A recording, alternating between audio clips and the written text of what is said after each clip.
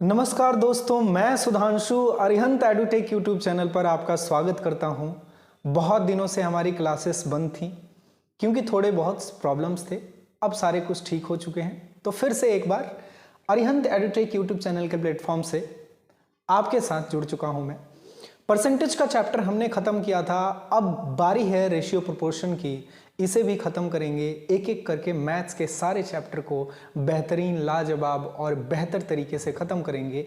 एक दिन पूरा का पूरा मैथ्स खत्म होगा और आपके हाथ में, आपके माइंड में, आपके नोटबुक में वो सारे बेहतरीन तरीके होंगे जो आज से आने वाले 5000 सालों तक आपको ratio proportion, percentage, time speed distance, time and work, pipe and system, maths के सारे चैप्टर में, गवर्नमेंट जॉब के जितने भी एग्जाम होते हैं उसके मैथ्स को सॉल्व करने में आने वाले 5000 सालों तक बेहतर तरीके से आपकी मदद करते रहेंगे।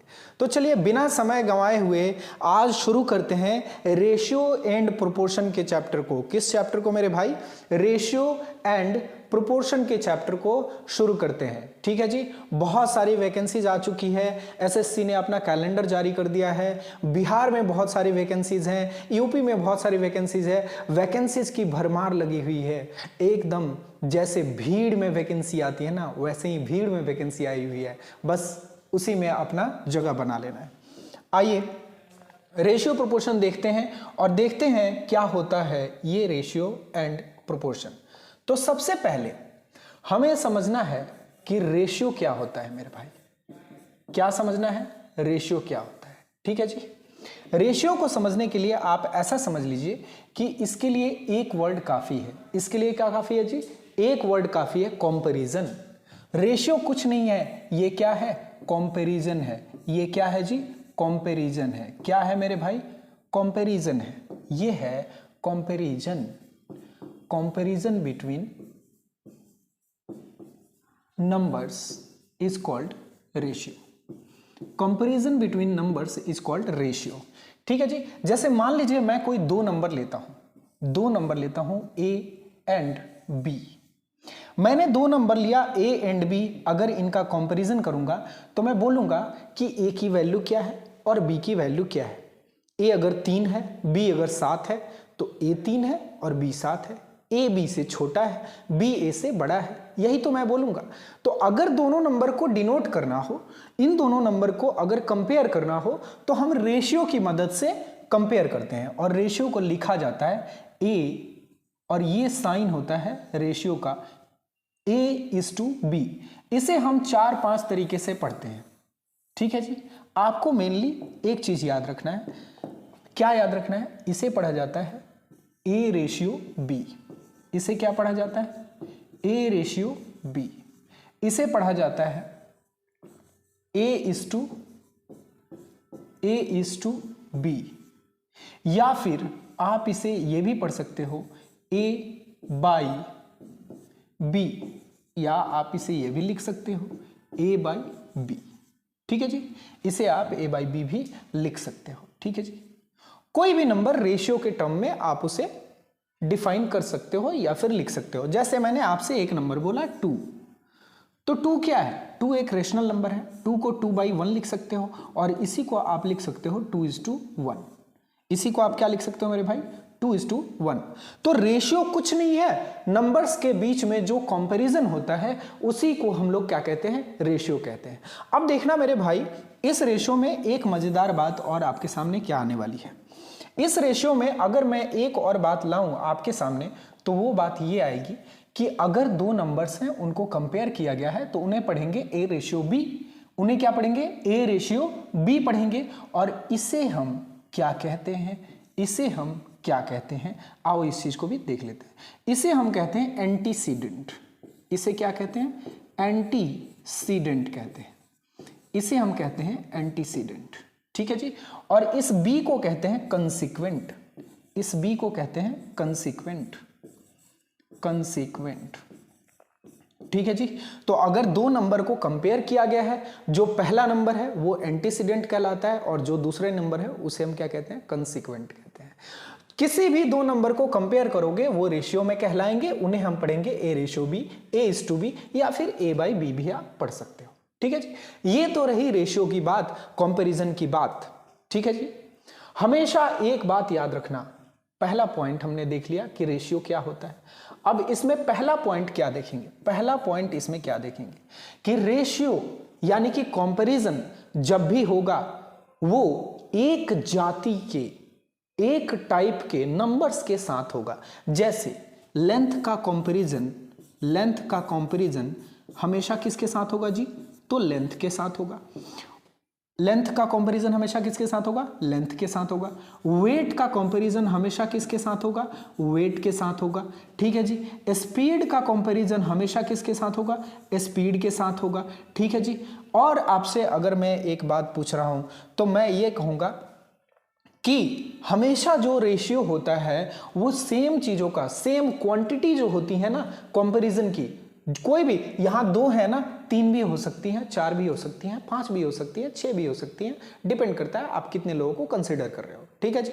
तो जो भी होंगे वो सेम जाति के होंगे। जैसे कि मैंने यहां पे 2 चीजों को लिया हुआ है, ए एंड बी, तो ए भी स्पीड है, बी भी स्पीड है। अगर ए को वेट रखूं मैं तो बी भी वेट हो जाएगा, ए को अगर मैं लेंथ रखूं तो बी भी लेंथ हो जाएगा, है ना। तो रेशियो जो होगा, कंपैरिजन जो होगा वो हमेशा दो बराबर वाली चीजों में, मतलब कि 2 एक ही जैसे वाली चीजों में, समान चीजों में कंपैरिजन होगा। ठीक है जी, समझ गए।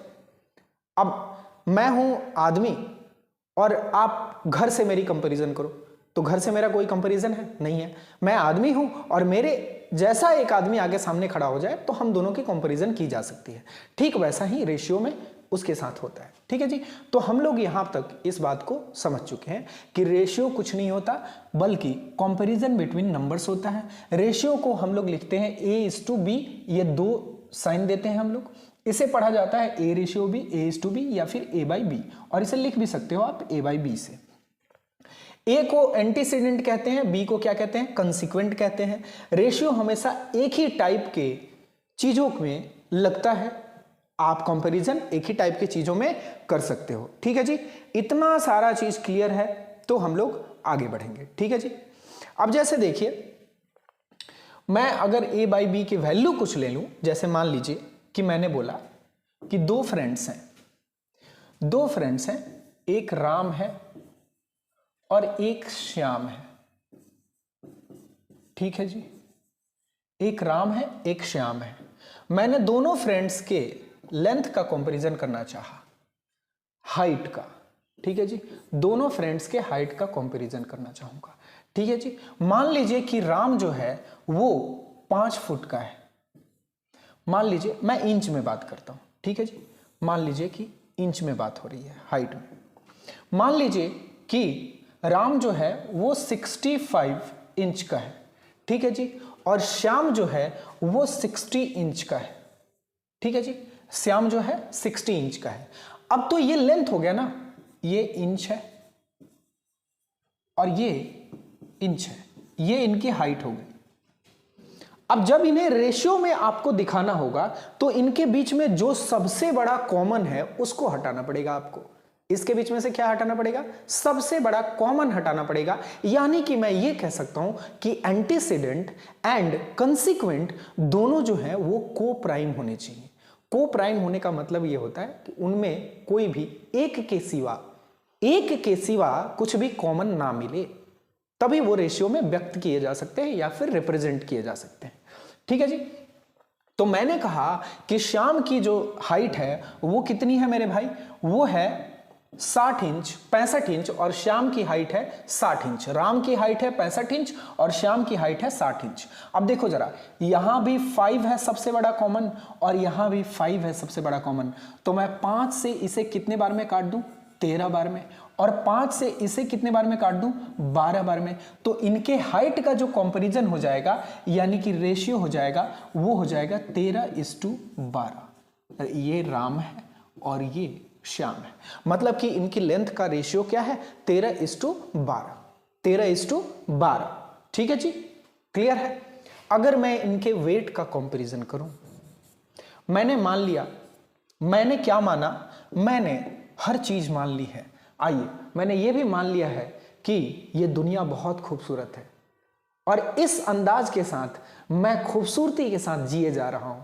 आहा, कितना सुंदर सा ये, मतलब वक्तव्य है मेरा कि ये दुनिया बहुत खूबसूरत है और इस खूबसूरती को हमें एक्सेप्ट करना चाहिए, कभी भी नेगेटिव चीजों की तरफ नहीं दौड़ना चाहिए। ठीक है जी। मैंने मान लिया कि राम का जो वेट है वो है 50 केजी, राम का जो वेट है वो है 50 केजी। ठीक है जी। फिर मैंने मान लिया, फिर से एक बार मैं मान रहा हूं कि श्याम का जो वेट है वो कितना है जी, 60 केजी मान ले रहा हूं, 60 केजी मान ले रहा हूं। ठीक है जी। क्या इन दोनों में कुछ भी कॉमन नहीं है? क्या ये कोप्राइम है? तो पता लगा कि नहीं। तो इनका रेशियो जब बताना होगा तो हम कैसे निकालेंगे ये हम देखते हैं। इनका रेशियो मेरे भाई आप कैसे निकालोगे देख लो। इनका रेशियो निकालने के लिए आपको कुछ नहीं करना होगा, इसमें से जो सबसे बड़ा कॉमन है दोनों में उसको हटाना होगा। तो मैंने देखा कि यहां भी 10 है और यहां भी 10 है, 10 से ये 5 बार में जाता है, केजी से ये केजी खत्म हो गया, यहां भी इंच से ये इंच खत्म हो गया था। ठीक है, 10 से ये 5 बार में और 10 से ये 6 बार में। तो इनके अगर वेट का रेशियो देखूं मैं तो वो कितना आया जी, 5:6 आया। ये इनकी हाइट का रेशियो है और ये इनके वेट का रेशियो है। इसमें मैं आपसे एक बात पूछना चाहता हूं, इसमें 13 को क्या कहेंगे तो एंटीसीडेंट और 12 को क्या कहेंगे कंसीक्वेंट। इसमें 5 को क्या कहेंगे तो एंटीसीडेंट और 6 को क्या कहेंगे तो आप बोलोगे कंसीक्वेंट। ठीक है जी। रेशियो की बात यहां तक थी मेरे भाई। आज से पहले YouTube पे रेशियो को इतने अच्छे तरीके से किसी ने नहीं समझाया होगा। आप जाकर वीडियो सर्च कर लीजिए, अगर मिल जाए तो लिंक हमें भी देना कमेंट बॉक्स में। ठीक है जी। और अगर मजा आ रहा है तो सेशन को लाइक करना मत भूलो, चैनल को सब्सक्राइब करना मत भूलो और मत भूलो कि कितने मेहनत से कंटेंट आपके पास डिलीवर किया जा रहा है। ठीक है जी। कमेंट भी कर दीजिएगा एक बार, बस इतना ही चाहिए आपसे और कुछ नहीं। और कंसिस्टेंसी बनाए रखिएगा। मैं वादा करता हूं जिस दिन मैं मैथ्स कंप्लीट करूंगा उस दिन के बाद आपसे किसी भी एग्जाम के किसी भी मैथ्स के सेक्शन का कोई भी सवाल नहीं छूटेगा मेरे भाई। ठीक है जी। चलिए, तो ये वेट का कंपैरिजन हो गया, एंटीसीडेंट कंसीक्वेंट। ठीक है जी। आइए आगे बढ़ते हैं। अब रेशियो के बारे में हमने ये सारी बातें जानी। अब क्या जानना है, कंपैरिजन हमने जान लिया कि कंपैरिजन कहां कहां होता है, तो ऑलवेज सेम क्वांटिटी के बीच में कंपैरिजन किया जाता है। ठीक है जी। एंटीसीडेंट कंसीक्वेंट आप जान चुके हो। आइए अब देखते हैं कुछ रेशियो के टाइप देखते हैं। ठीक है जी। पहला टाइप हमारा क्या है, पहला टाइप यहां पर हमने बात जो करी थी, पहले फैक्ट की बात करी, दूसरे फैक्ट की बात करी, अब आते हैं टाइप्स ऑफ रेशियो में। ठीक है जी। पहला type duplicate ratio. Duplicate ratio. ठीक है जी। क्या तो डुप्लीकेट रेशियो क्या जानना है हमें, डुप्लीकेट रेशियो। जैसे मान लीजिए कि मैं कोई रेशियो लेता हूं, मैंने एक रेशियो लिया A:B। मैंने क्या रेशियो लिया, A:B लिया। अब इसका डुप्लीकेट रेशियो क्या होगा, इसका डुप्लीकेट रेशियो क्या होगा, इसका डुप्लीकेट रेशियो हो जाएगा, डुप्लीकेट आ गया ना, मतलब कि इसी को आपको स्क्वायर कर देना है, A²:B²। तो आपसे अगर पूछा जाए कि डुप्लीकेट रेशियो क्या होता है, तो किसी रेशियो में एंटीसीडेंट और कंसीक्वेंट का स्क्वायर कर देते हो तो आपको क्या मिल जाता है, डुप्लीकेट रेशियो मिल जाता है मेरे भाई। क्या मिल जाता है आपको, डुप्लीकेट रेशियो मिल जाता है। यहां से आपके एग्जाम में आया हुआ एक क्वेश्चन करवा देता हूं। क्वेश्चन था कि 5:6 का what will be the duplicate ratio of 5:6। What will be the duplicate ratio of 5:6। तो इसमें एंटीसीडेंट क्या है, 5 है, 5 का स्क्वायर करोगे क्या आएगा, 25 आएगा। और 6 है, 6 क्या है, कंसीक्वेंट है, कंसीक्वेंट का स्क्वायर करोगे क्या आएगा, 36 आएगा। तो अगर रेशियो A:B है तो उसी का डुप्लीकेट रेशियो जो होगा वो क्या होगा मेरे भाई, A²:B² होगा। उसी का डुप्लीकेट रेशियो क्या होगा मेरे भाई, तो A²:B² होगा। ये कॉन्सेप्ट आपको याद रखना है। ठीक है जी, यही कॉन्सेप्ट आपको याद रखना है कि डुप्लीकेट रेशियो क्या होता है। रेशियो अगर A:B है तो उसी का, उसके एंटीसीडेंट का और उसके कंसिक्वेंट का स्क्वायर कर दो, आपको क्या मिल जाएगा मेरे भाई, डुप्लीकेट रेशियो मिल जाएगा। आपके एग्जाम में आया हुआ क्वेश्चन 5:6 रेशियो दिया हुआ था, इसका डुप्लीकेट रेशियो आपसे पूछा गया था, तो उसका डुप्लीकेट रेशियो क्या हो जाएगा, 25:36। बात आई समझ में। तो डुप्लीकेट रेशियो आपने समझ लिया कि डुप्लीकेट रेशियो क्या होता है। ठीक है जी, अब देखो इस रेशियो का डुप्लीकेट रेशियो क्या है, A²:B² है। अब मैं आता हूं यहां पे, इसे मैं कहता हूं A:B एक रेशियो लेता हूं मैं। ये क्या है मेरे भाई, ये है एक रेशियो, और इसका स्क्वायर कर दूंगा अगर मैं, तो A²:B² आ जाएगा। ठीक है जी, ये क्या हो गया, डुप्लीकेट रेशियो आ गया। अगर मैं इसका स्क्वायर रूट ले लूं, अगर मैं इसका स्क्वायर रूट ले लूं तो हमें क्या मिल जाता है, हमें मिल जाता है सब डुप्लीकेट रेशियो। हमें क्या मिल जाता है जी, सब डुप्लीकेट रेशियो। तो A²:B² का सब डुप्लीकेट रेशियो क्या होगा, इसका भी स्क्वायर रूट लोगे, इसका भी स्क्वायर रूट लोगे, तो क्या हो जाएगा, A:B। तो मैं कह सकता हूं यहां से एक माइंड मैप आपके लिए बन गया कि अगर ये रेशियो है, अगर ये रेशियो है और हमने किया यहां पे स्क्वायर, हमने किया यहां पे स्क्वायर, तो हमें क्या मिल गया मेरे भाई, हमें क्या मिल गया बताओ, हमें क्या मिल गया, डुप्लीकेट रेशियो मिल गया, हमें मिल गया डुप्लीकेट रेशियो। A:B का डुप्लीकेट रेशियो क्या होगा, A²:B²। ठीक है जी, स्क्वायर का स्पेलिंग ई भी होता है। ठीक है जी, अब अगर फिर से हमने ले लिया यहां पे एक रूट, हमने क्या ले लिया भाई, स्क्वायर रूट ले लिया, स्क्वायर रूट ले लिया, तो हमें क्या मिल जाएगा, तो हमें मिल जाएगा सब डुप्लीकेट रेशियो। तो हमें क्या मिल जाएगा, सब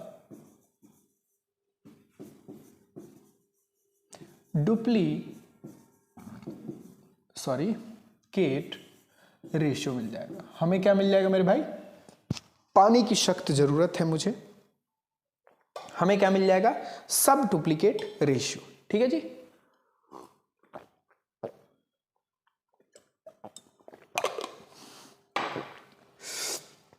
मतलब आपसे क्वेश्चन में ये पूछा जाए, मैं एक क्वेश्चन दे देता हूं, what will be the sub duplicate ratio of 9:4।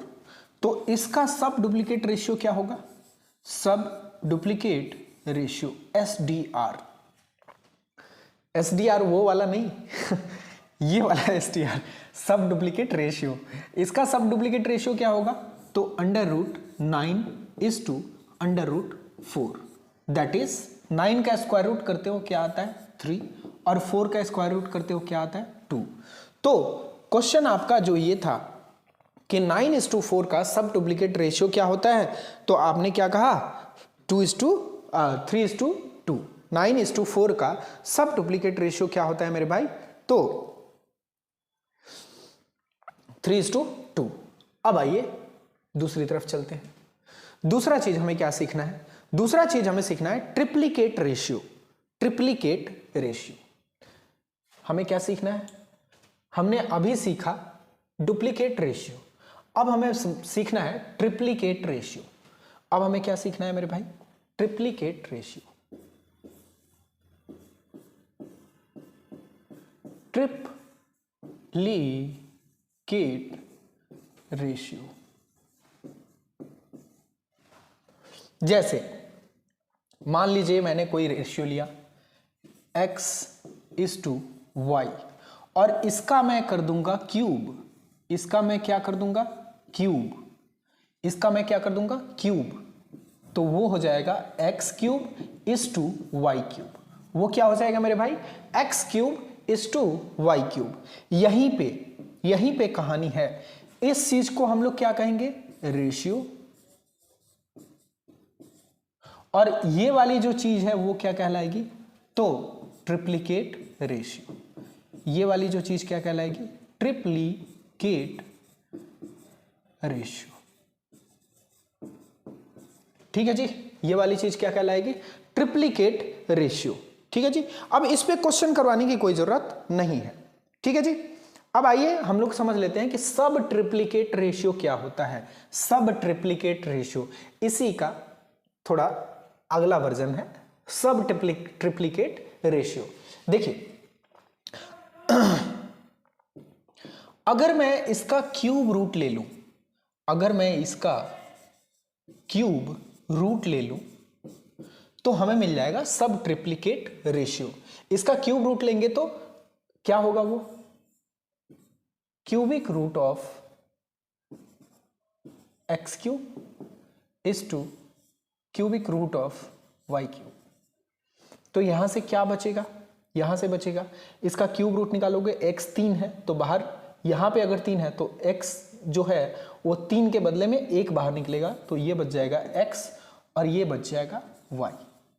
इसका मतलब होता है क्यूब रूट में जो यहाँ पे जो नंबर रहता है ना, वो उसको अगर ये रूट हटाओगे तो x raise to the power 3 into 1/3 हो जाएगा। अगर यहाँ पे n है तो x raise to the power 3 into 1/n हो जाता। तो 1/3 जैसे ही करोगे 3 से 3 कट जाएगा, x बचेगा। सिमिलर चीज आप y पे अप्लाई करोगे, आपको y मिलेगा। तो इस रेशियो के लिए सब ट्रिप्लिकेट जो रेशियो है वो हो गया ये। इस रेशियो के लिए सब ट्रिप्लिकेट रेशियो क्या हो गया, ये हो गया sub triplicate ratio. Sub triplicate ratio क्या हो गया, x cube is to y cube के लिए सब ट्रिप्लिकेट रेशियो क्या हो गया, तो एक्स इज टू वाई हो गया। ठीक है जी, अब एक क्वेश्चन ले लेते हैं। क्वेश्चन मैंने लिखा कि क्वेश्चन है हमारे पास 7 to 9 is to 5 1 2 फाइंड सब ट्रिप्लिकेट रेशियो। हमें क्या फाइंड करना है, सब ट्रिप्लिकेट रेशियो। तो मैंने, आप याद करो, मैंने आपको क्या बताया कि सब ट्रिप्लिकेट रेशियो क्या होता है, आपको क्यूब रूट लेना होता है। तो इसका सब ट्रिप्लिकेट रेशियो क्या हो जाएगा मेरे भाई, इसका सब ट्रिप्लिकेट रेशियो हो गया cube root of 7 to 9 is to cube root of 5 1 2। ठीक है जी, तो आपको पता है कि 9 का क्यूब क्या होता है 729। तो इसकी वैल्यू क्या बच जाएगी, इसकी वैल्यू क्या बच जाएगी मेरे भाई 9 बच जाएगी, और इसकी वैल्यू क्या बच जाएगी 8 बच जाएगी, इसकी वैल्यू क्या बच जाएगी 8 बच जाएगी। तो 729 is to 512 का सब ट्रिप्लिकेट रेशियो क्या हो जाएगा, तो 9 is to 8 हो जाएगा। 729 is to 512 का सब ट्रिप्लिकेट रेशियो क्या हो जाएगा जी, तो 9 is to 8 हो जाएगा। ठीक है जी, आगे बढ़ते हैं, आगे बढ़ते हैं हम। अब जानते हैं इनवर्स रेशियो क्या होता है। तीसरी चीज जानते हैं हम, इनवर्स रेशियो। इनवर्स रेशियो देखो मेरे भाई, मान लो कि एक रेशियो दिया हुआ है मैंने x is to y। ये क्या है जी, ये है रेशियो, ये है रेशियो। तो इस रेशियो के लिए अगर मैं इसको पलट दूं, यानी कि y is to x कर दूं, तो यही रेशियो जो है वो इनवर्स रेशियो कहलाएगा। ये क्या कहलाएगा, इनवर्स रेशियो कहलाएगा, इनवर्स रेशियो कहलाएगा। ठीक है जी, तो अगर कुछ 5 is to 6 है तो उसका इनवर्स रेशियो क्या हो जाएगा 6 is to 5 हो जाएगा, 6 is to 5 हो जाएगा। ठीक है जी, बातें आई समझ में, क्लियर है। अब देख लो, लास्ट चीज जान लो, कंपाउंड रेशियो क्या होता है। उसके बाद आएंगे हम प्रोपोर्शन पे। कौन सा ये था, थर्ड था ना, आओ अब चौथा जान लो, कंपाउंड रेशियो। जानना जरूरी है, बस क्या पता कहीं यूज आ जाए। हालांकि ये सारी चीजें बताई नहीं जाती, ये सारी चीजें खुद समझी जाती है, लेकिन किसी ने आज तक बताया ही नहीं यूट्यूब पे, इसलिए सोचा मैंने कि मैं ही बता दूं। ठीक है जी, क्योंकि आप लोगों के बारे में बहुत ज़्यादा सोचना पड़ता है, तभी तो आपके सामने बहुत ज़्यादा प्रिपेयर्ड होके आते हैं कि क्या आपको डिलीवर किया जाए, क्या ऐसा डिलीवर किया जाए जो आपके लिए यूजफुल ही हो, आपके मिनिमम एफर्ट से मैक्सिमम चीज़ें ना आप निकाल सको, है ना। इसलिए हमें ज़्यादा मेहनत करना पड़ता है। आइए देखते हैं, जैसे मान लीजिए एक रेशियो A:B है, एक रेशियो C:D है और एक रेशियो E:F है। ठीक है जी, एक रेशियो क्या है, E:F है।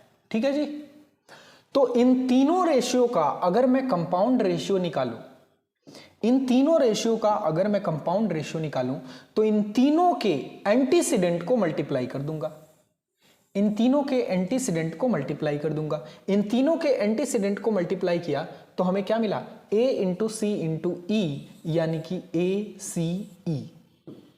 उसके बाद रेशियो का साइन, और इन तीनों के कंसिक्वेंट्स को मल्टीप्लाई कर दूंगा और लिख दूंगा BDF, BDF।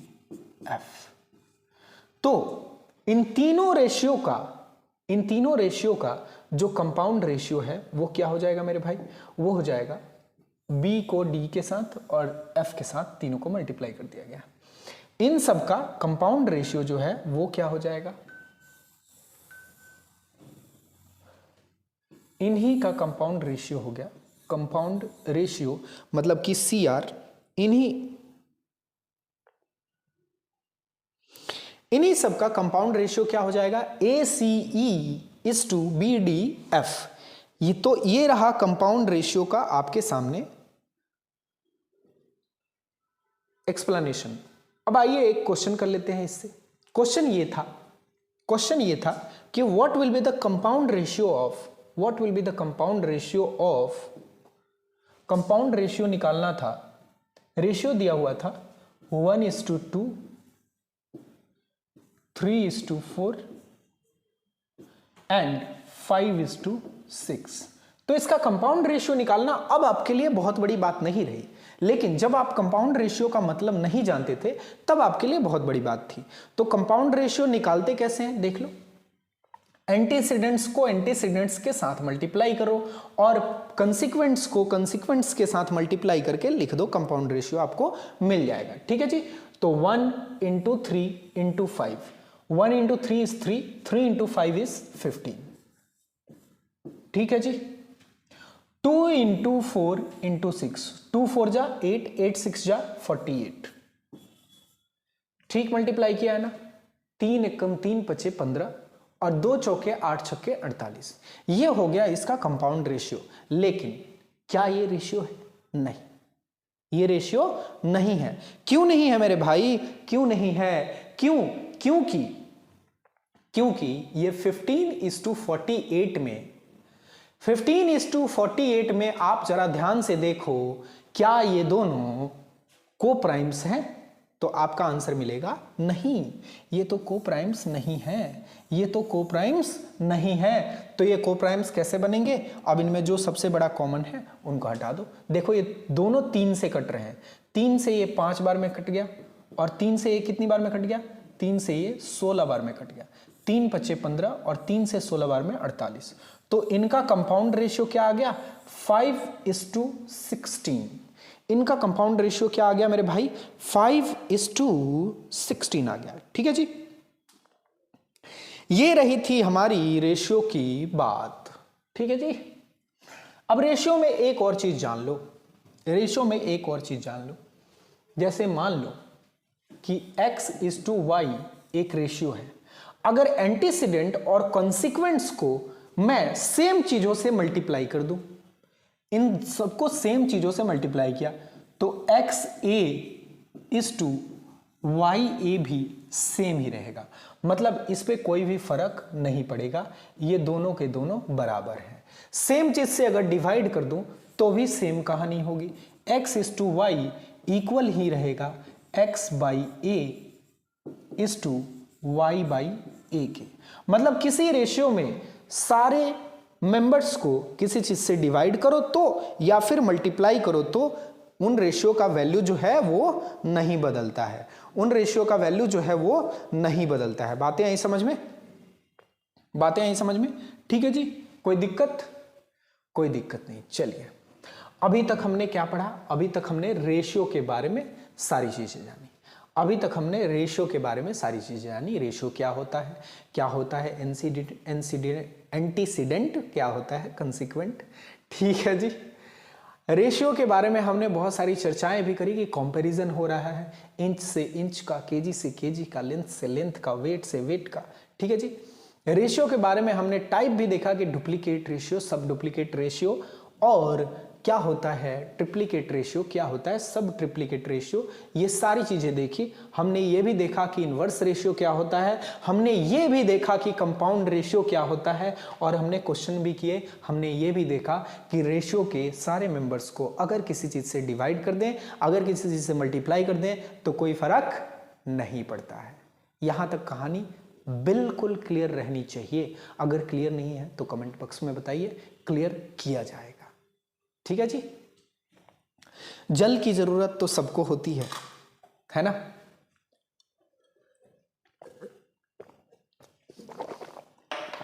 आइए, हमने पानी पी लिया।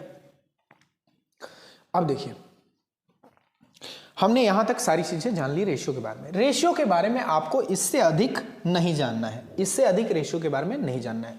अब क्या जानना है आपको? तो अब जानना है आपको प्रोपोर्शन। अब क्या जानना है मेरे भाई? तो आपको जानना है अब प्रोपोर्शन। प्रोपोर्शन। अब आपको जानना है प्रोपोर्शन क्या होता है, क्योंकि चैप्टर का नाम ही है रेशियो एंड प्रोपोर्शन।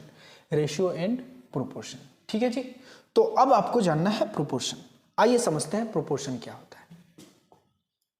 देखिएगा, जब दो रेशियो दोनों आपस में इक्वल हो जाए तो वही क्या कहलाते हैं? प्रोपोर्शन कहलाते हैं। जब दो रेशियो इक्वल हो जाए तो वही क्या कहलाते हैं? जब दो रेशियो का वैल्यूज इक्वल हो जाए तो वही रेशियोज क्या कहलाते हैं? कि वो दोनों प्रोपोर्शन में है। जैसे मान लीजिए कि मैं दो रेशियो लेता हूं। मैंने एक रेशियो लिया A:B लिया, ठीक है। एक रेशियो लिया C:D, और मैं ये कहता हूं कि इन दोनों की वैल्यू इक्वल है। इन दोनों की वैल्यू क्या है? इक्वल है। अगर वैल्यू इक्वल है तो मैं इसको अगर 2:3 लूंगा तो इसको भी क्या लेना पड़ेगा? 2:3 लेना पड़ेगा। ठीक है, क्योंकि वैल्यू इक्वल है। बात को समझ रहे हो? अगर इसको आम::इमली लूंगा तो इसे भी आम::इमली लेना पड़ेगा, क्योंकि वैल्यू इक्वल है। जब दो रेशियो की वैल्यू इक्वल हो जाती है वही क्या कहलाते हैं? कि वो प्रोपोर्शन में है। वही क्या कहलाते हैं? कि वो प्रोपोर्शन में है। और इसे डिनोट किया जाता है ऐसे। ये याद रखना। अगर आप लिखना चाहो तो आप ये भी लिख सकते हो कि when the values of two ratios are equal then they are called in proportion। ठीक है जी। तो A::B प्रोपोर्शन C::D इसे पढ़ा जाता है। ठीक है जी। अब आइए, इसके अंदर की बात क्या है? इसे हम कहते हैं फर्स्ट प्रोपोर्शन। इसे हम कहते हैं फर्स्ट प्रोपोर्शन। इसे हम कहते हैं सेकंड प्रोपोर्शन। इसे क्या कहते हैं? Second proportion. और इसे हम कहते हैं थर्ड प्रोपोर्शन। Third proportion. और इसे हम कहते हैं फोर्थ प्रोपोर्शन। ठीक है जी। अब एक बात देखना जरा ध्यान से। मैंने क्या कहा था कि जब दो रेशियो आपस में इक्वल हो जाए, तो जब दो रेशियोज की वैल्यू आपस में इक्वल हो जाए वही क्या कहलाती है? क्यों प्रोपोर्शन में है। तो ये देखो जरा, मैंने लिया यहां पे 2:3 और मैंने यहां पे लिया 4:6। ये 4:6 भी 2:3 के बराबर है। क्यों? क्योंकि इसमें दो तो कॉमन है, और दो कॉमन है तो आपको निकालना पड़ेगा, है ना? बातें आ रही हैं समझ में? क्लियर है? तो इसे हम क्या कह सकते हैं? कि ये प्रोपोर्शन में है। इसे क्या कह सकते हैं हम? कि ये प्रोपोर्शन में है। अगर ये प्रोपोर्शन में है, अगर ये प्रोपोर्शन में है तो फर्स्ट का मल्टीप्लाई आप चौथे के साथ कर दो, सेकंड का मल्टीप्लाई आप तीसरे के साथ कर दो, तो ये दोनों का जो प्रोडक्ट होता है वो बराबर होता है। दैट मीन्स मैं यहां से क्या लिख सकता हूं? मैं यहां से लिख सकता हूं कि अगर दो रेशियो प्रोपोर्शन में है, अगर दो रेशियो प्रोपोर्शन में है तो देखो जरा, 2 इंटू 6 क्या होता है, 12 होता है, और 3 इंटू 4 क्या होता है, 12 होता है। ठीक है जी।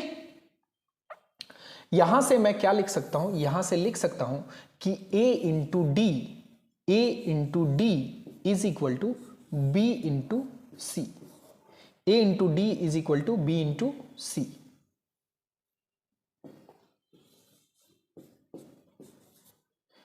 a into D is equal to B into C. ये रिजल्ट हम लोग को मिल गया।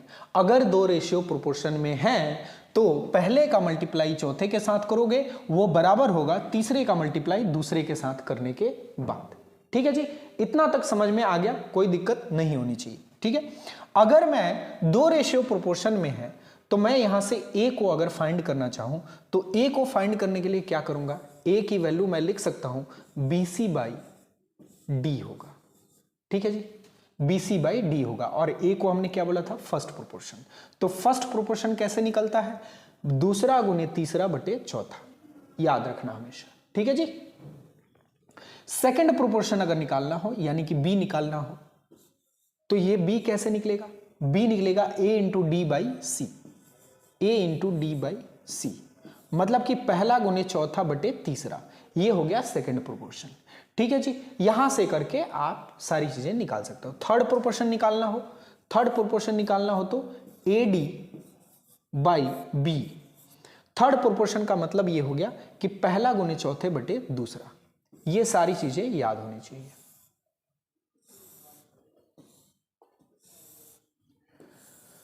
ओके जी, तो फर्स्ट प्रोपोर्शन का फॉर्मूला क्या हो गया, BC बाई डी, यानी कि दूसरा गुने तीसरा बटे चौथा। ये चीज अगर आप समझ चुके हो ना तो इसे याद करने की जरूरत नहीं है। ठीक है जी, ये चीज अगर आप समझ चुके हो इससे लिंक करके, तो इसे याद करने की जरूरत नहीं है, हालांकि मैंने लिख दिया। ठीक है जी, अगर डी निकालना होगा तो BC बाई ए हो जाएगा। अगर डी निकालना होगा तो BC तो यहां पे है ही, और नीचे में आ जाएगा A, तो फोर्थ प्रोपोर्शन का वैल्यू क्या हो जाएगा, BC यानी दूसरा गुने तीसरा बटा पहला, दूसरा गुने तीसरा बटा पहला। देख लो, जैसे मान लो ये मिसिंग है और बोला गया है, ये मिसिंग है और बोला गया है कि ये दोनों प्रोपोर्शन में है, ये मिसिंग है और बोला गया है कि ये दोनों प्रोपोर्शन में है। ठीक है जी, तो एक बात बताओ मेरे भाई, क्या बात बताओगे आप, कि आपको पता है कि दूसरा गुने तीसरा बराबर होता है पहले गुने चौथे के, तो दूसरा गुने तीसरा का प्रोडक्ट कितना आएगा, 3 into 4 is equal to 12, 12 is equal to 6 into x, यानी कि 6x इज इक्वल टू 12, तो x की वैल्यू 12/6 यानी कि 2 हो जाएगी। ठीक है जी, तो इस तरीके से आप निकाल सकते हो। आपने ये सारी बातें समझ ली है, आई होप। ठीक है जी, तो प्रोपोर्शन के बारे में इतनी सारी चीजें हमें जाननी थी। ठीक है, आप एक बार सारी चीजें देखो, तब तक मैं पानी ले लेता हूं।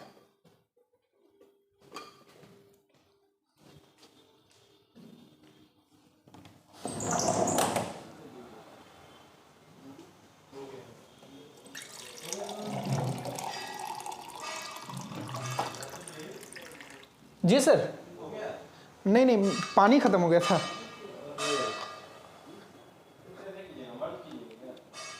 ना हो जाएगा, कोई इशू नहीं।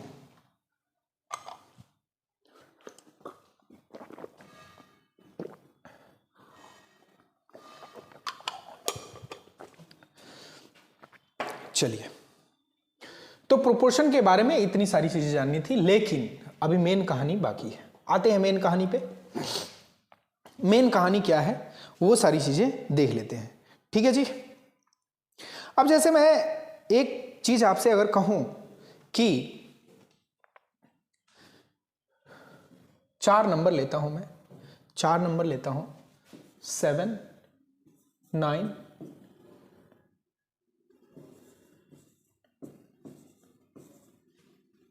4 नंबर लेता हूं, मैं अगर कहता हूं कि ये सारे प्रोपोर्शन में है तो मैं इनको लिख सकता हूं 7:9 प्रोपोर्शन 28:13 36। अगर आप इसका मल्टीप्लाई इसके साथ करोगे तो इसका और इसके मल्टीप्लाई के वो बराबर होगा। जैसे देख लो, 6 में 7 से मल्टीप्लाई करते हो क्या आता है 42, 42 का बच गया 2, हाथ में बचा 4। 3 में 7 से मल्टीप्लाई करते हो 21 आता है, और 21 4 कितना होता है 25 होता है। ठीक है जी, तो ये 252 आ गया। 9 8 कितना होता है 72, 72 का 2 बच गया, हाथ में बच गया 7। 9 दूनी 18 और 7 क्या होता है 25 होता है, तो ये भी 252 आ गया। अब इसमें से कोई एक मिसिंग भी रहता तो आपको पता है कि AD इक्वल टू BC होता है, AD इक्वल टू BC होता है। जैसे मैं कहूं, मैं क्या कहूं यहां पे, मैं इसी क्वेश्चन को जरा आपको ट्विस्ट करके दे रहा हूं। ठीक है जी, मैं इसी क्वेश्चन को आपको ट्विस्ट करके दे रहा हूं। जैसे मैंने यहां पे कह दिया कि x 9, 28 and 36 are in proportion, then what will be the value of x? ठीक है जी, तो अगर ये प्रोपोर्शन में है तो इनको आप लिख सकते हो x is to 9 proportion 28 is to 36।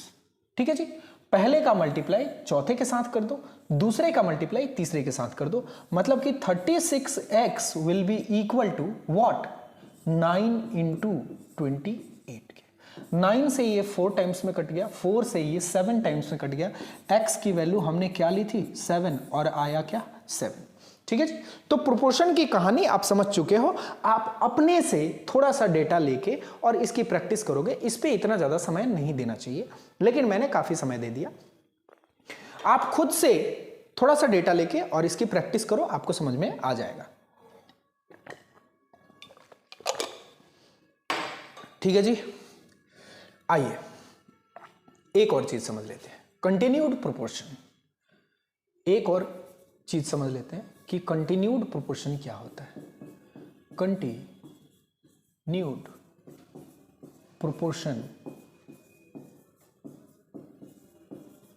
क्या होता है। ठीक है जी, कंटिन्यूड प्रोपोर्शन क्या होता है। जैसे मान लीजिए कि मैंने कहा कि A B C 3 नंबर्स हैं। There are 3 numbers A, B and C such that A is to B is equal to B is to C, A is to B is equal to B is to C, then A, B, C are called that they are in continued proportion, मतलब कि CP, Connaught place नहीं, CP मतलब कि continued proportion. ठीक है जी, अगर A is to B, अगर मैं यहां से कहता हूं A is to B is equal to B is to C, तो अगेन इस इक्वल के बदले में वो 4 डॉट आ जाएंगे। ठीक है जी, मतलब कि आप इन्हें ऐसे भी लिख सकते हो A is to B proportion B is to C। अब यहां पे भी देखना, अगर ये प्रोपोर्शन में है, हालांकि ये कंटिन्यूड प्रोपोर्शन है, और प्रोपोर्शन ये कहता है कि पहले का मल्टीप्लाई चौथे के साथ करोगे तो दूसरे का मल्टीप्लाई तीसरे के साथ करने पे जो आएगा उसके बराबर होगा, है ना। तो वो प्रॉपर्टी तो यहां भी फॉलो होगी क्योंकि ये भी है प्रोपोर्शन। ठीक है जी, बातें आ रही है समझ में। चाहे आदमी नर हो या मादा हो, सांस तो लेता ही है। ठीक है जी, तो प्रोपोर्शन में या कंटिन्यूड प्रोपोर्शन में एक सिमिलैरिटी ये है कि पहले का मल्टीप्लाई चौथे के साथ करने पे दूसरे का मल्टीप्लाई तीसरे के साथ करेंगे तो बराबर होगा। बातें आई समझ में। ठीक है जी, नर भी सांस लेता है, मादा भी सांस लेती है, हालांकि दोनों की प्रॉपर्टीज अलग अलग है। ठीक है जी, तो मैंने ये कहा कि A का मल्टीप्लाई C के साथ कर दो, A का मल्टीप्लाई C के साथ कर दो तो वो B स्क्वायर के बराबर हो जाएगी। बातें आ रही है समझ में। अब यहां पे क्या समझना है, अब यहां पे समझिएगा, A का मल्टीप्लाई C के साथ कर दो तो वो किसके बराबर हो जाएगा, B स्क्वायर के बराबर हो जाएगा। बातें आई समझ में, क्लियर है। अब आइए यहां पे एक बहुत ही अच्छी बात समझते हैं। ठीक है जी, बहुत ही अच्छी बात यहां पे समझते हैं। इसमें 3 ही चीज होता है, कंटिन्यूड प्रोपोर्शन में 3 ही चीज होता है। क्वेश्चन भी करेंगे और समझेंगे भी। आइए, कंटिन्यूड प्रोपोर्शन को मैं लिख लेता हूं, ये आपका कंटिन्यूड प्रोपोर्शन है। ठीक, अब देखो जरा, अगर कंटिन्यूड प्रोपोर्शन है तो इसे आप क्या कहोगे? इसे आप कहोगे फर्स्ट प्रोपोर्शन। इसे आप क्या कहोगे? First proportion, first proportion. और देखना जरा, मिड में क्या है? बी है, और यहां भी बी है, तो इन दोनों के लिए आप क्या कहोगे? इन दोनों को मीन प्रोपोर्शन। इन दोनों को क्या कहोगे? Mean proportion.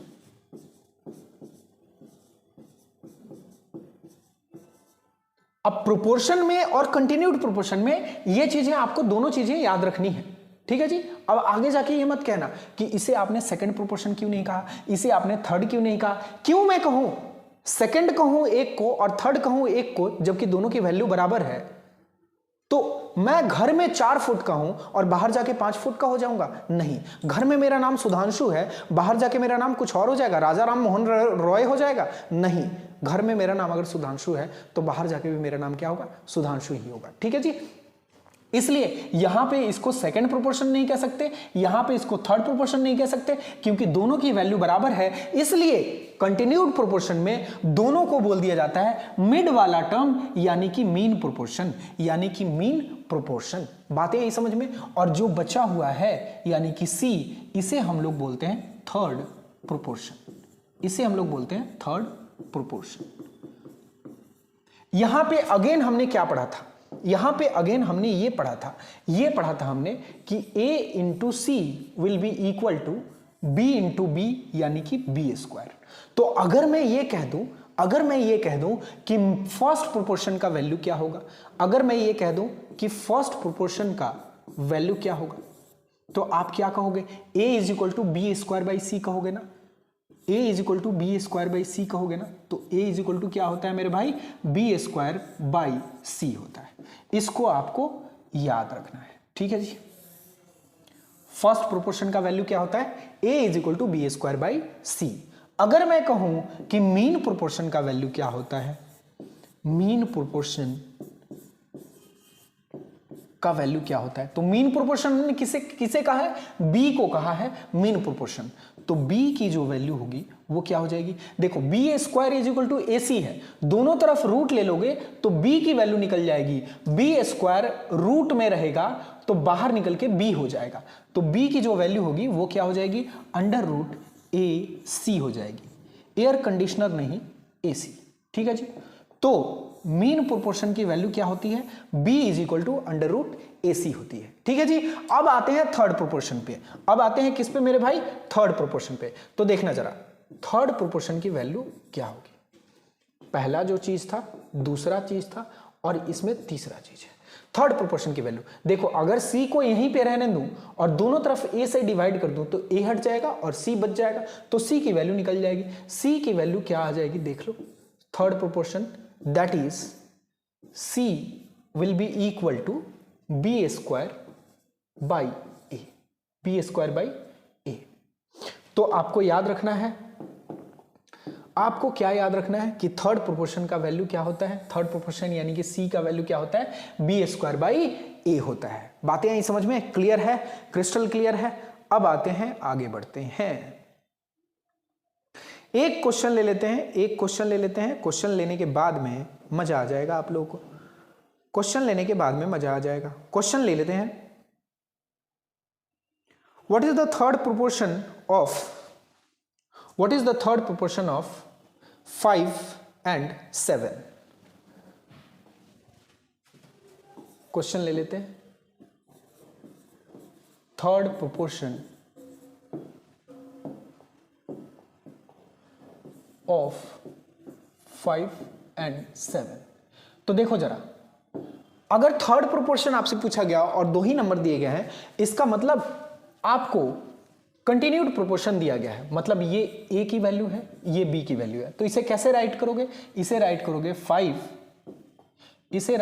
5:7 proportion 7:x। ठीक है जी। तो 5x की वैल्यू क्या हो जाएगी? 5x की वैल्यू हो जाएगी 5x की वैल्यू हो जाएगी 7 इंटू 7 यानी कि 49। तो x की वैल्यू क्या हो जाएगी 5 अट्ठे 40 सॉरी 5 9 45 और 5 अट्ठे 40। ठीक है जी। तो x की वैल्यू क्या हो जाएगी 49 को 5 से काट दोगे 5 9 45 4 बचा 5 अट्ठे 40 9.8 हो जाएगी। ठीक है जी। आप इसे चाहो तो आप इसे ये भी लिख सकते हो x की वैल्यू 49/5 भी लिख सकते हो। ठीक है जी, क्लियर। चलिए अब अगर आपसे एक और क्वेश्चन दे दिया जाए, इसी में फोर्थ प्रोपोर्शन पूछा जाए, मतलब कि सारी कहानी यहां से क्लियर होनी चाहिए कि अगर कंटिन्यूड प्रोपोर्शन है तो a is to b proportion b is to c होगा, दोनों बराबर होंगे। ठीक है जी। एक क्वेश्चन और ले लेता हूं मैं, क्वेश्चन एक और ले लेता हूं। क्वेश्चन है, क्वेश्चन ले लेते हैं, 1 मिनट टाइम दीजिए मुझे।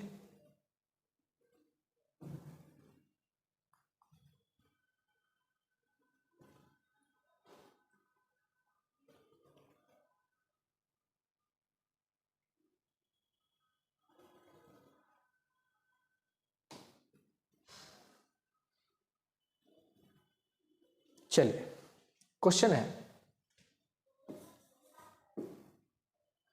आपको बताना है मीन प्रोपोर्शन ऑफ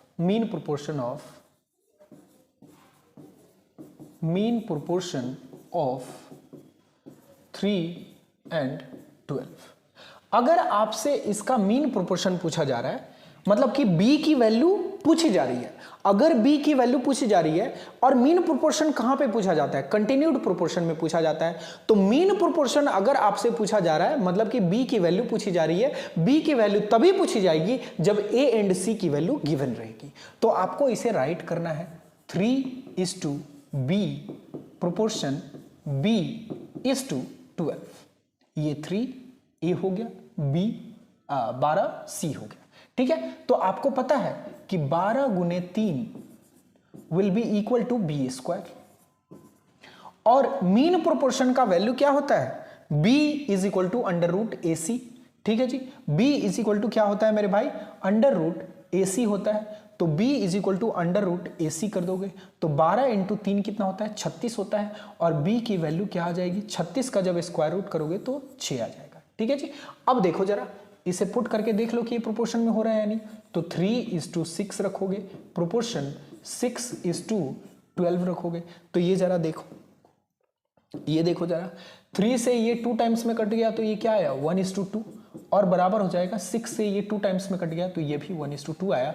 दोनों रेशियो इक्वल है, मतलब कि ये प्रोपोर्शन में होंगे। और इन दोनों का जो मिड वाला टर्म है, जो दोनों का कंसिक्वेंट है वो बराबर है, सॉरी दोनों का जो ये कंटिन्यू हो रहे हैं यहाँ पे, जो मिड वाला जो टर्म है वो बराबर है। इसका मतलब ये हुआ कि दोनों कंटिन्यूड प्रोपोर्शन में हैं। बातें आ रही हैं समझ में। तो ये कहानी थी प्रोपोर्शन और रेशियो की। ठीक है जी। आपसे अगर पूछा जाए कि थर्ड प्रोपोर्शन बताइए, एक और क्वेश्चन ले लेते हैं, एक और क्वेश्चन ले लेते हैं। Find the third proportion to the numbers 3 and 6। Find the third proportion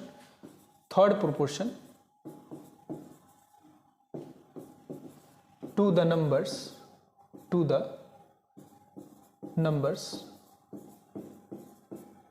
3 and 6।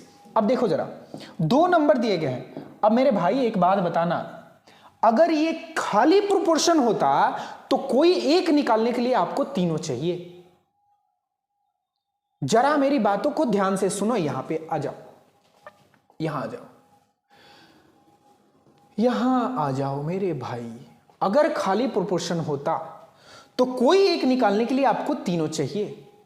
अगर खाली प्रोपोर्शन होता, मैं क्या कहना चाह रहा हूं आप ध्यान से सुनना और तभी आप क्वेश्चन को पकड़ पाओगे कि किस तरीके से इसे सॉल्व करना है। क्वेश्चन प्रोपोर्शन पे है या फिर मीन या फिर कंटिन्यूड प्रोपोर्शन पे है। देखना जरा ध्यान से, अगर खाली प्रोपोर्शन होता तो कोई एक निकालने के लिए आपको तीनों की जरूरत है। ए निकालने के लिए बी भी चाहिए, सी भी चाहिए और डी भी चाहिए। बी निकालने के लिए ए भी चाहिए, डी भी चाहिए और सी भी चाहिए। सी निकालने के लिए ए भी चाहिए, डी भी चाहिए, बी भी चाहिए और डी निकालने के लिए बी भी चाहिए, सी भी चाहिए और ए भी चाहिए। लेकिन लेकिन लेकिन मेरे भाई, अगर कंटिन्यूड प्रोपोर्शन की बात की जाए, अगर कंटिन्यूड प्रोपोर्शन की बात की जाए तो देखना जरा मेरे भाई, ए निकालने के लिए खाली बी एंड सी चाहिए, बी निकालने के लिए खाली ए एंड सी चाहिए, सी निकालने के लिए खाली बी एंड ए चाहिए। मतलब कि 2 दिया हुआ हो ना, तो आप तीसरा तभी निकाल सकते हो जब ये कंटिन्यूड प्रोपोर्शन के बारे में बात हो रही है। इसका मतलब ये हुआ, इसका मतलब ये हुआ कि जो ये क्वेश्चन हमने लिया है, जो ये क्वेश्चन हमने लिया है,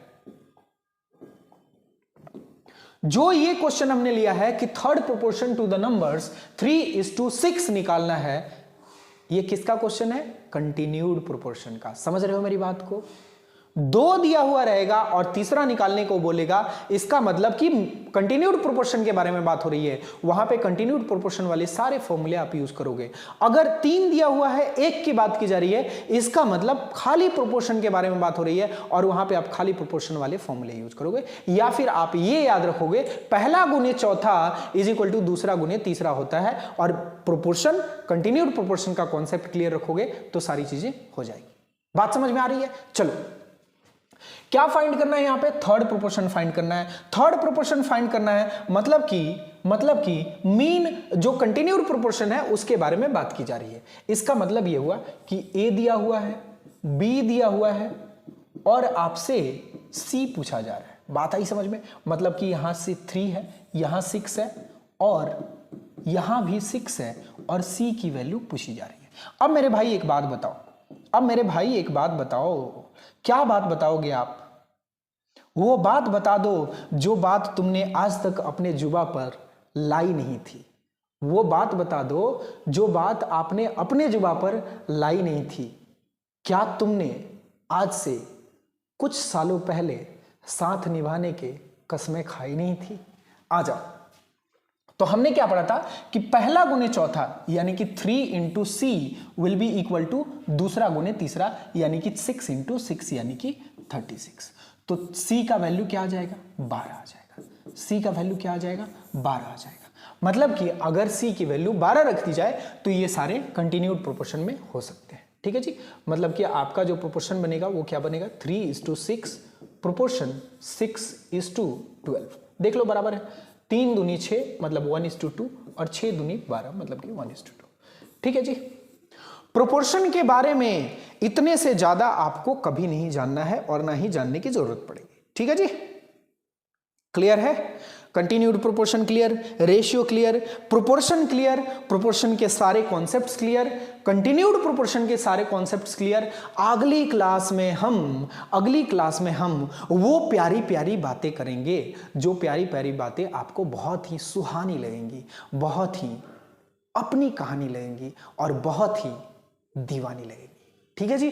तो चलिए आज के इन्हीं सारे कॉन्सेप्ट्स के साथ, इन्हीं सारी बातों के साथ मैं सुधांशु आपके सामने खत्म करता हूं रेशियो एंड प्रोपोर्शन के पहले क्लास को, कॉन्सेप्ट्स के क्लास को। अगली क्लास से हम क्वेश्चन को डिस्कस किया करेंगे, देखेंगे कि रेशियो का मेल मिलाप कैसे करवाते हैं और रेशियो को 1 से 2 से 1 कैसे बनाते हैं।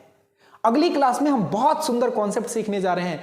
3 से कैसे 1 बना देते हैं, 2 से कैसे 1 बना देते हैं, मतलब बिछड़े हुए को कैसे मिलाते हैं, जो पूरा का पूरा बिखर गया है, मतलब कि 1 से 3 हो चुका है, उसको कैसे मिलाते हैं, जो 1 से 2 हो चुका है उसको कैसे मिलाते हैं। तो बहुत ही प्यारे प्यारे मजेदार कॉन्सेप्ट आने वाले हैं। आपको टेंशन बिल्कुल नहीं लेना है, बस जुड़े रहना है अरिहंत एडुटेक यूट्यूब चैनल से और अपने स्टडी को गोल्डन स्टडी बनाना है। ठीक है जी? मेहनत करते रहिए और अच्छे से रहिए, ख्याल रखिए अपना और अपनों का। धन्यवाद, बाय बाय, टेक केयर।